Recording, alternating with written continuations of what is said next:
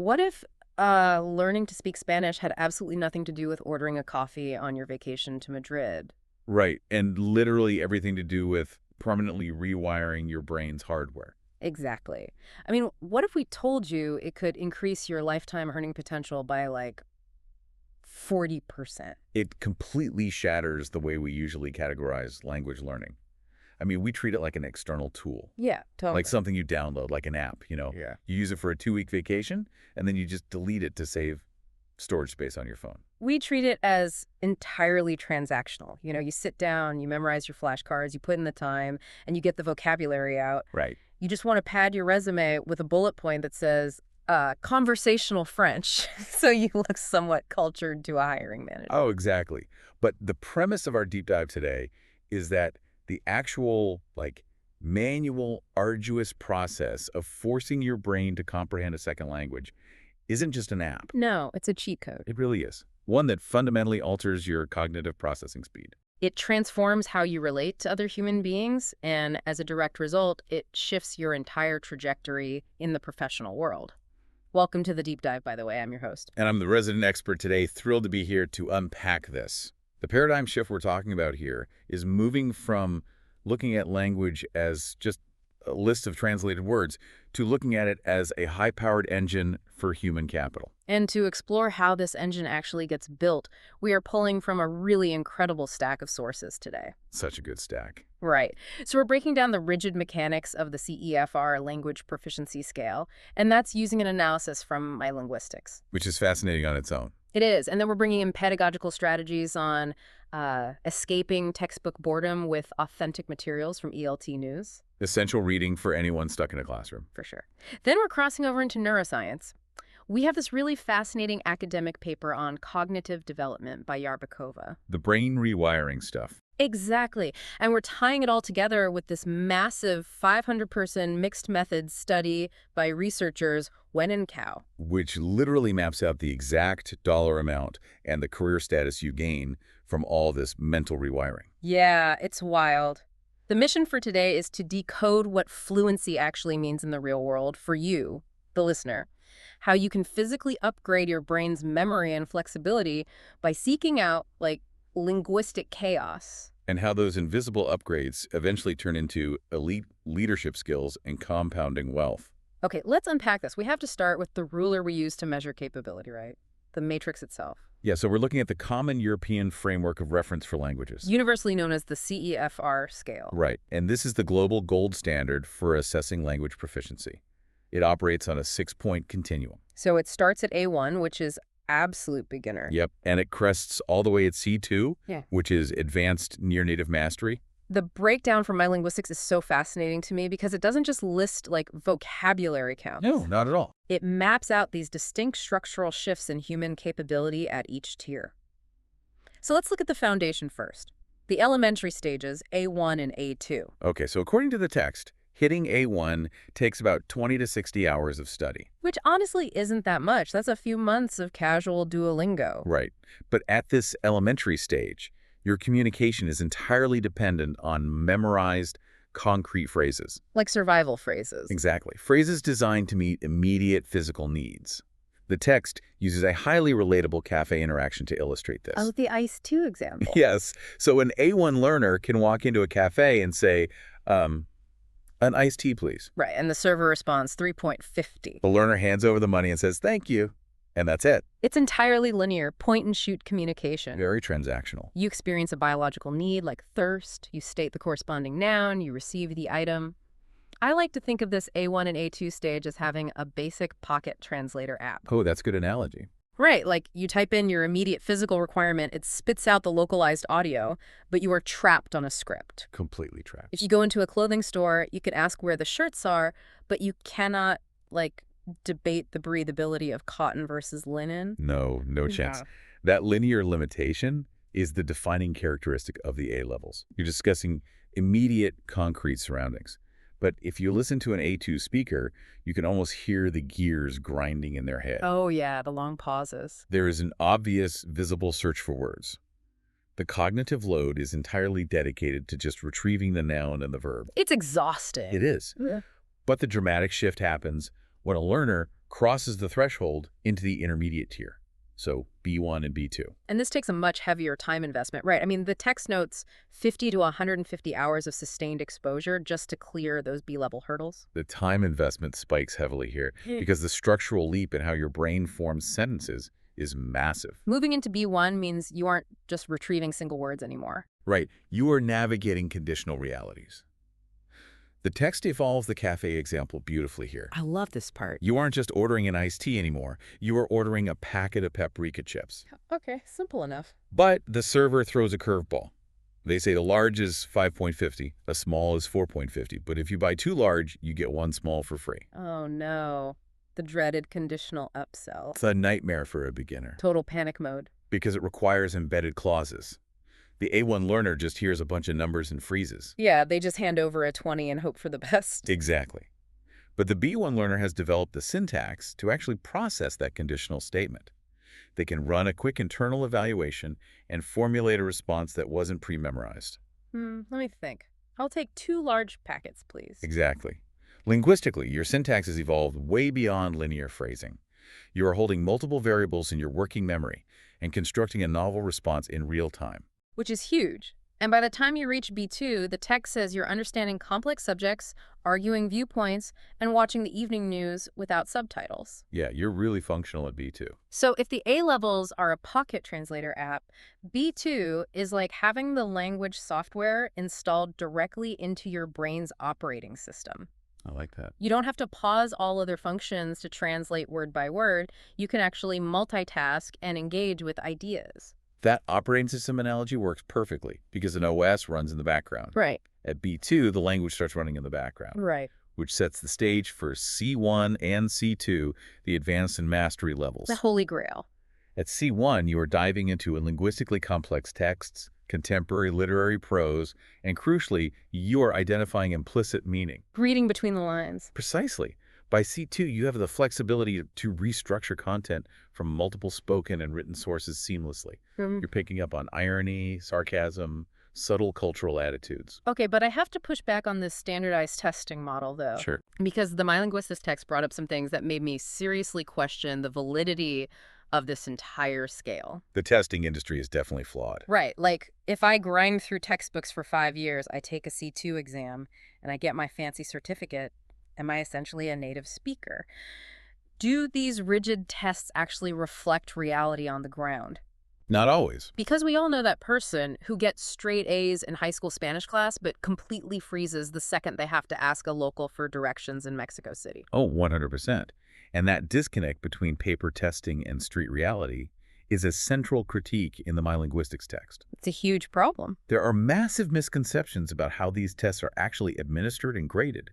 First of all, the examining bodies that issue these tests do not answer to the creators of the CEFR. Wait, really? Really, there is no global governing body policing the grading. So it's basically the Wild West. The text even mentions schools intentionally mislabeling their courses. Yes.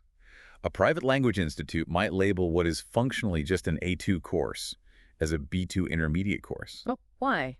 Because it makes the students feel incredibly accomplished. And what does an accomplished student do? They leave 5-star reviews and tell their friends to sign up. Exactly. It's commercial grade inflation. It's good for business. Wow. But even with official rigorous tests, the grading itself seems fundamentally flawed. They average your scores out, don't they? They do. A standardized test usually aggregates your scores across reading, writing, listening, and speaking. So they just mash it all into one final grade. Yep. This means a learner could theoretically receive a C1 certification because their grasp of grammar and reading comprehension is mathematically flawless. Right, they ace the multiple choice. Exactly. And that effectively pulls up an abysmal speaking and listening score. So on paper, they are advanced. But in a noisy restaurant, they are completely helpless. Completely. See, the most shocking part of the text for me was the claim that native speakers routinely fail C2 reading tests. How is that even possible? I mean, if you're born and raised speaking a language, how do you fail a test in it?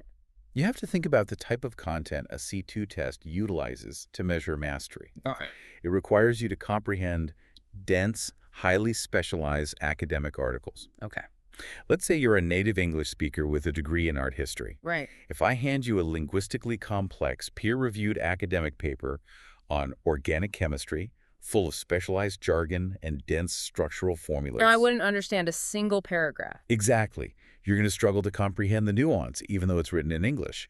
True C2 represents a highly educated, specialized command of language. Ah, I see. It is testing your academic literacy as much as your language proficiency. That makes total sense. So if the textbooks are sanitizing the language schools are inflating the grades, and the tests are mathematically hiding our actual flaws. It's a bleak picture. Yeah. How does the learner actually bridge that chasm between A2 memorization and B2 real-world fluency? That's the million-dollar question. If you are trapped in a sterile classroom environment, how do you break out? The pedagogical insights from the ELT news article address this exact dilemma. Educators have realized that to cross that threshold, you simply have to abandon the textbook Throw it away. and embrace what they call authentic materials. Getting out of the sterile lab. Precise. Authentic materials are defined strictly as content created by native speakers for native speakers with zero consideration for language learners. Zero hand-holding. None. We are talking about unedited podcasts, fast-paced comedy shows, local news broadcasts, opinion pieces, raw social media threads. Because a textbook is engineered to be perfect. Exactly. It offers flawless grammar, unnatural enunciation, and these hyperlogical conversations that never actually happen in real life. Right. So the textbook is basically like practicing your swimming strokes on a dry, padded gym mat. I love that analogy. You can memorize the mechanics perfectly, but there are no waves. And diving into authentic materials is getting thrown into the actual ocean. The textbook gave you the theory of swimming, but now you have to deal with the chaos of the open water. And that ocean is filled with dropped syllables, heavy regional accents. Bizarre idioms, cultural in-jokes. 3 people talking over each other all at once. It's chaotic. But let me play the skeptic here for a second. Here for it. If you take an A2 learner, someone who is just barely getting comfortable ordering their iced tea, and you throw them into the deep end of the ocean with an unedited, slang-filled foreign movie, won't they just drown? Yes. The information overload seems like it would be incredibly demoralizing. I feel like most people would just shut the laptop and give up. If you throw them in blindly, they absolutely will drown. Mm. But the ELT news article doesn't advocate for chaotic blind immersion. Okay. It advocates for guided immersion. The pedagogical strategy here is crucial. Teachers, or even self-directed learners, have to carefully curate the ocean they're jumping into. Well, first, you select materials that actually align with the learner's personal interests to keep motivation high. Right. Don't watch a documentary on concrete pouring if you hate construction. Exactly. And secondly, you scaffold the experience. Scaffolding meaning you give them a life vest before you push them off the boat. Yes. Before you ever hit play on that movie scene, you pre-teach the vital, complex vocabulary. Okay. You establish the cultural context of what is happening. While the activity is happening, you might pause it to check for comprehension. Make sure they're still breathing. Right. And most importantly, you conduct post-activity reflection. You dissect the slang, you analyze why a character used a specific idiom, and you review what was actually understood versus what was missed entirely. So it becomes a study session, not just passive watching. Exactly. When you provide that structural support, the chaos of authentic language stops being this insurmountable wall of noise and becomes a highly engaging puzzle. Okay, the pedagogical stuff makes sense. But honestly, here is where my mind was completely blown by Yarbakova's paper on cognitive development. This is where it gets really good. Because that struggle, that intense mental friction of trying to decode a fast-paced conversation over the background noise of a movie, it doesn't just teach you new slang. No, it goes way deeper. According to the neuroscience in the text, that specific struggle is physically altering the pathways in your brain. Yarbakova's research brings us straight into the realm of neuroplasticity. We have to stop viewing language learning as merely a linguistic exercise. It's not just a vocabulary test. No. Psychology and neuroscience show us that it is quite literally a high-intensity workout for the brain. Wow. The brain adapts to resistance, just like a muscle. And processing the chaos of a second language is heavy resistance training. I really want to spend some time breaking down the specific cognitive benefits mentioned in Yarbakova's paper because these are internal upgrades that impact every single aspect of your life. Let's do it. The first major upgrade is working memory and attention control. How does learning a language actually improve my ability to focus on my daily work? So when you're engaging with a second language, particularly through those messy, authentic materials we just discussed, your brain is bombarded with unfamiliar stimuli. Right, all that chaos. You are hearing new phonetic sounds, you're processing different sentence structures, and you're simultaneously monitoring your own speech output to ensure you're actually making sense. It's a lot to juggle. It is. To accomplish this, your brain has to aggressively filter out distractions, as to constantly suppress the urge to fall back on your native language, which is always trying to intrude.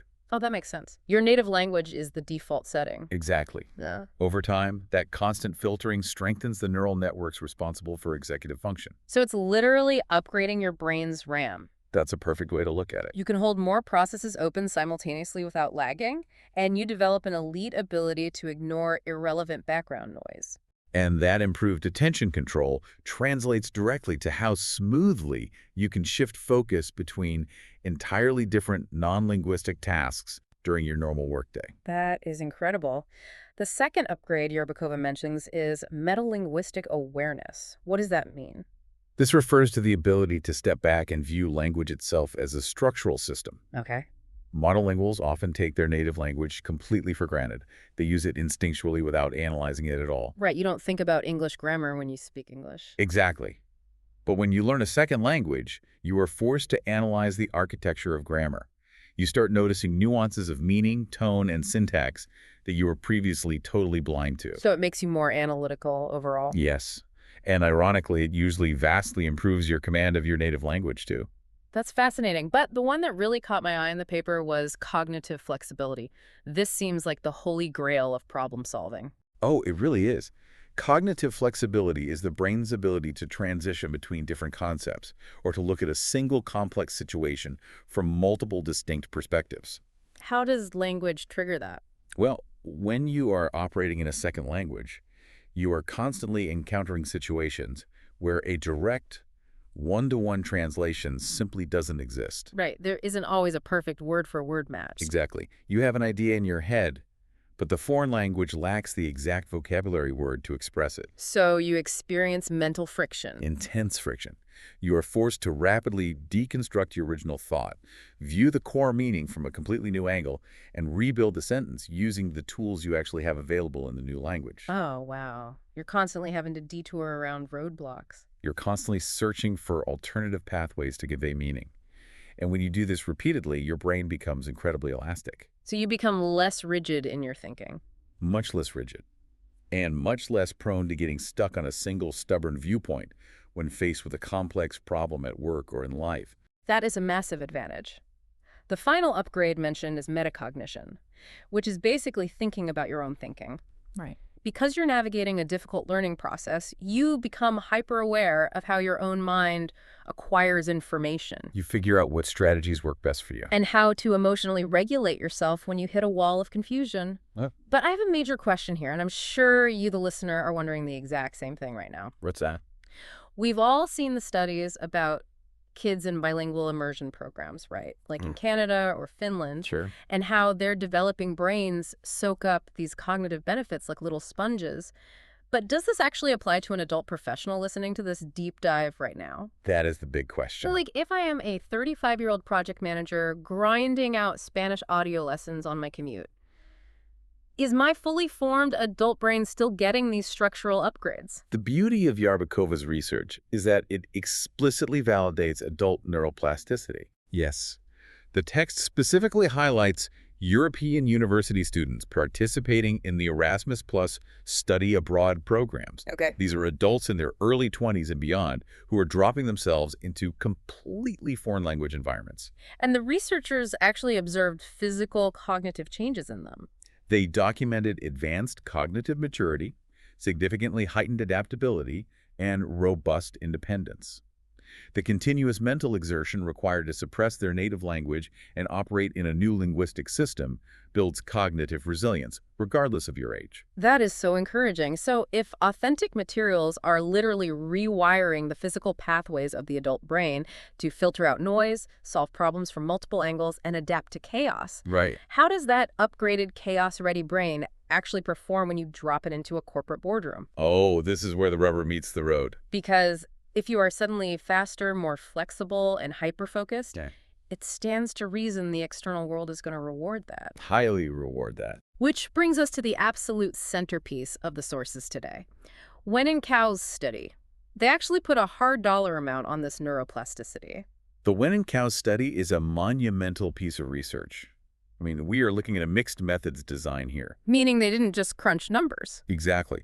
They combined quantitative survey data from 500 professionals with deeply qualitative data from 20 extensive interviews. A huge sample size. Huge. And they tracked these professionals over a 5-year period, starting from 2008. They analyzed how their specific CEFR language levels correlated with their career velocity. Okay, before we get into the crazy numbers they found, I need you to explain a phrase from the methodology section. Sure thing. The text says they utilized multiple regression and structural equation modeling. Ah, yes. SCM. For those of us who aren't data scientists, what does that actually mean? Does that just mean they proved this isn't a coincidence? Basically, yes. Like, they proved the language caused the promotion, not just that naturally smart, ambitious people happen to learn languages and also happen to get promoted anyway. That is precisely why they use structural equation modeling. In observational studies, correlation doesn't equal causation. We all know that. Right. Highly educated, wealthy individuals might have more access to language tutors, and obviously, they also have more access to lucrative jobs. Right, the privilege factor. Exactly. Structural equation modeling allows researchers to isolate the variables. They can mathematically strip away the effects of education level, baseline intelligence, socioeconomic status, and prior experience. Wow, they strip all of that out. All of it. Once they cleared all that away, they could definitively see the isolated, independent impact that language proficiency alone had on a person's career trajectory. That is incredibly rigorous, and the numbers they found once they isolated that variable are staggering. Let's look at the promotion rates first. According to the data tables, an A1 learner, the person who can only order the iced tea, they have a 10% promotion rate over a 5-year period. Which is pretty standard baseline. But a C2 learner, the person who has mastered the implicit meaning and complex syntax, they have a 46% promotion rate. It's massive. A 36% delta just for language skills. And the velocity of promotion is equally striking. The data shows that the C2 learner secures their first promotion an average of 2 full years faster than the A1 learner. 2 whole years. We are talking about 3 years to a promotion versus over 5 years. And when we look at the financial compensation, the compounding effect creates a massive wealth gap. Let's break down that salary data because this is where it hits home. An A1 learner sees an average annual salary increase of 3%. Right. A C2 learner sees an 8% annual increase. Now, to the average listener, the difference between a 3% raise and an 8% raise in a single calendar year might not sound life-changing. It sounds like just a few extra bucks. Right. But the study tracks this compounding over 5 years. And the compounding is where the true value of human capital reveals itself. Over that 5-year period, the average A1 learner's salary growth equated to roughly $13,100 in total increased earnings. Okay. But the average C2 learner's salary compounded to an astonishing $63,300 in total increased earnings. That is a $50,000 difference. Exactly. Learning a language is essentially acquiring a permanent XP multiplier in a video game, but for your real-life career-based stats. I love the video game analogies. But it's true. You level up faster, you accumulate exponentially more gold, and the gameplay experience improves. The text also noted that job satisfaction scores on a pinpoint scale jumped from 5.8 for A1 learners to 8.9 for C2 learners. They reported massively better work-life balance and personal fulfillment. It creates a virtuous cycle, doesn't it? It really does. The cognitive flexibility makes you better at your job, which gets you promoted, which increases your autonomy, which drastically improves your job satisfaction. Oh, wait, let me play devil's advocate here. Okay. I can see how this works for, like, an international diplomat or an export manager, but does this apply to every job? Good question. Let's say I am a back-end software engineer. I sit in a dark room, I put my noise-canceling headphones on, and I write code in Python all day. Right. Does having a C1 level in French really get me a 40% promotion rate and a $60,000 salary bump? The Wen and Cow study actually accounts for that exact nuance. They provide a sector-specific breakdown, and you are right that the demand for language skills is not uniform across all industries. Okay, so what did they find? Unsurprisingly, international business heavily rewards language mastery, showing a 45% promotion rate for those hitting C1 and above. Makes total sense. Finance is close behind, offering a 35% promotion rate for B2 and above. So what happens to our software engineer? Technology is remarkably solid. The data shows a 30% promotion rate for tech professionals with just a B1 level and above. Really? Even just a B1? Yes. Think about the modern tech landscape. Even if you are coding in isolation, you are likely part of a distributed global team. Oh, that's true. Remote work is everywhere. You're reading API documentation written by developers in other countries. You're participating in cross-border agile scrums. So communication is still key. What was the lowest sector? The industry where we see the lowest impact is actually healthcare, which sits at a 20% promotion rate for A2 and above, primarily because healthcare delivery is usually deeply localized. Although, I have to say, getting a 20% boost in your promotion chances in healthcare just for hitting A2, which we established only takes about 60 hours of study, Right. that is an incredible return on investment. It absolutely is. The researchers synthesize these financial findings through the lens of human capital theory. Human capital theory, what's the quick definition of that? This economic theory posits that an individual's knowledge, skills, and health are tangible assets, basically, capital that make them uniquely valuable to an employer. In an increasingly globalized, multicultural economy, possessing advanced language skills is a rare, highly liquid asset. It significantly increases your market competitiveness. Giving you leverage to negotiate better job offers and higher wages? Exactly. But as I read the final sections of the study, it became really clear to me that the data isn't just measuring the raw human capital of knowing the vocabulary. No, it's measuring much more than that. It isn't just about whether you can perfectly conjugate a verb in a contract negotiation. It's about how the language allows you to navigate the invisible, complex social web of human beings inside a company. This is where we pull all the threads together. Wen and Cao synthesize cross-disciplinary insights, looking at language through psychology, sociology, organizational behavior, and business studies. It's all connected. When you examine these lenses, you realize that the vocabulary is just a tool. The real outcome of language mastery is the unlocking of elite leadership skills. Let's start with the psychology angle, because this was huge. The study connects language proficiency directly to emotional intelligence, or EI. Yes.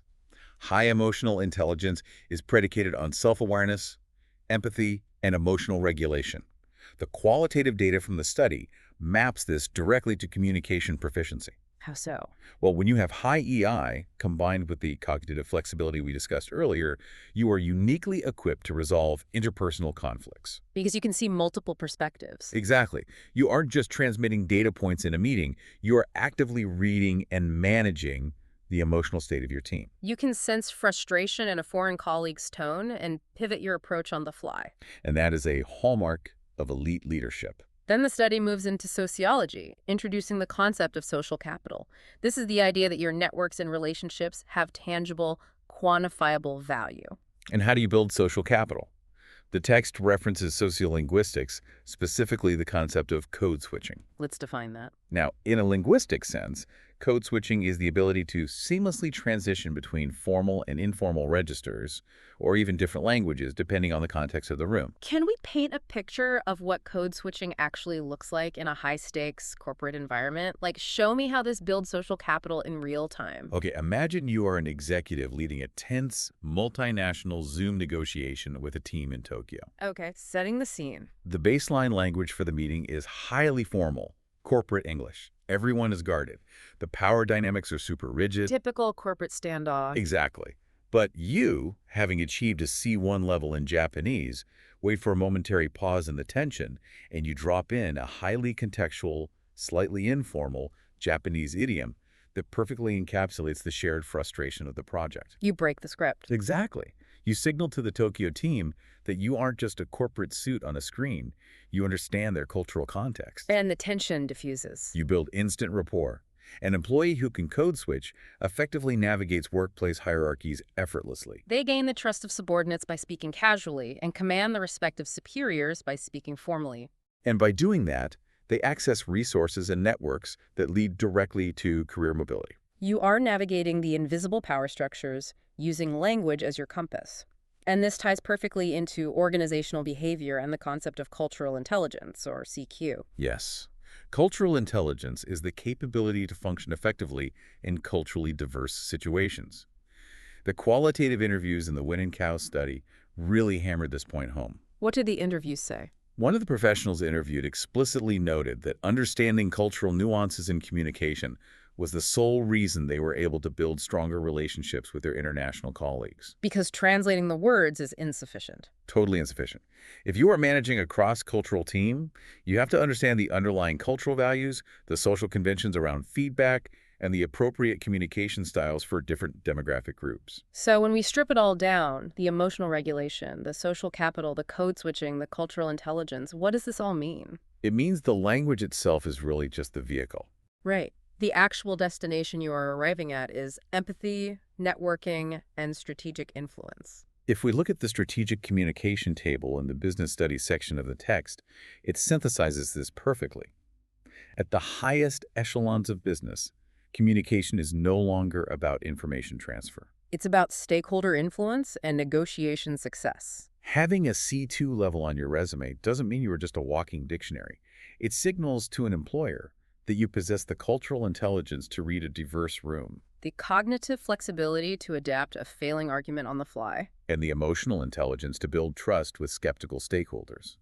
That combination of traits is what leads to a successful multi-million-dollar project. That is the actual mechanism behind the 46% promotion rate. That is the permanent XP multiplier in action.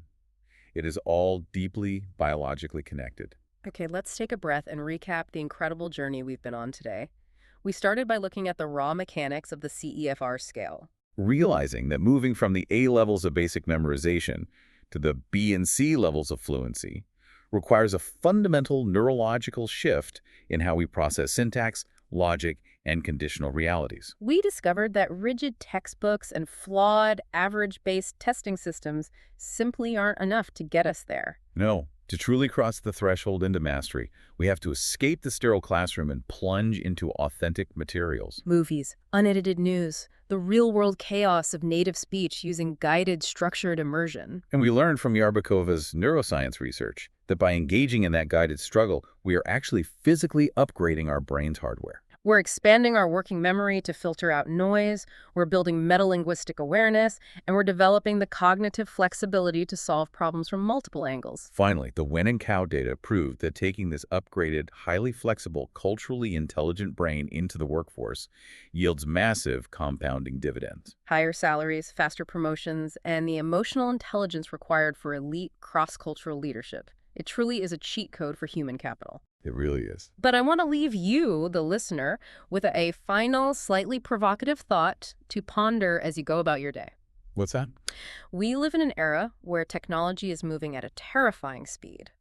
Artificial intelligence translation tools are currently residing right on our phones, and they are rapidly becoming instantaneous, flawless, and ubiquitous. That's very true. In the very near future, the sheer raw utility of knowing how to speak another language just to order an iced tea or even to negotiate a contract might diminish entirely. A machine will sit in your ear and do the translating for you perfectly. Which forces us to ask a very uncomfortable question. What happens to the inherent value of language learning when the utility is outsourced to code? Exactly. Based on everything we've unpacked today about cognitive resilience, emotional intelligence, and social capital, I wonder, will the process of manually learning a language shift from a practical necessity to a rare, elite marker of capability? That's a fascinating thought. Will the future workplace be starkly divided between those who let the machines do all their cognitive filtering and those who utilize the arduous, beautiful struggle of language learning to build a faster, more flexible, and vastly more empathetic human brain? Definitely something to chew on. Something to think about the next time you open your flashcards. Until next time, keep diving deep.